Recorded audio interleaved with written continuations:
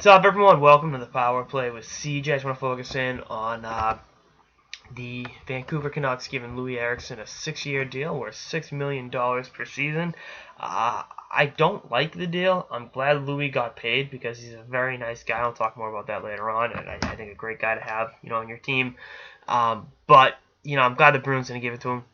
Just not an indictment of him as a player. It's actually the exact opposite. I think at this point he's going to the highest bidder, and I can't fault him for that. Grab the money while you can. And I think him and the Sedins will be a very, very exciting line to watch next year, or in the next couple of years. I think it'll elevate Vancouver to being a legitimate contender in the Western Conference? Absolutely not. But the object of the game is to entertain your fans, and I think they're going to be fun to watch. Essentially any winger that plays with the Sedins fits in well, and I think Loui will be an excellent fit with those two. As Vancouver and the idiot known as Jim Benning tries to navigate the waters of actually making this team great again, make Vancouver great again. But the thing with Loui is he's not worth it. He's not worth that contract. A lot of term, a lot of money for a guy that has had history of concussion problems.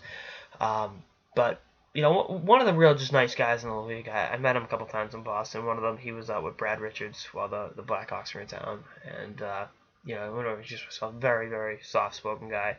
So if you're in Vancouver and you see him out, he likes Stella Artois. Just FYI.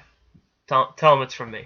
But in all seriousness, he's one of the more underrated goal scorers in the league. He had 30 this year. I think if he wasn't in a contract year, would have flown under the radar. But because he was in a contract year, it was focused in on because the Bruins are going to trade him, or the Bruins going to put a team together that can compete.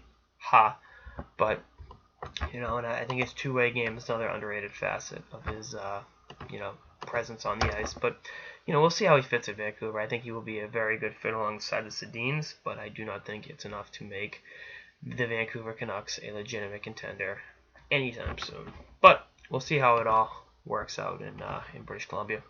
Anyway, that's all I got. This episode of the Power Play with CJ. Stay tuned for episodes throughout the off season and beyond. Later, guys.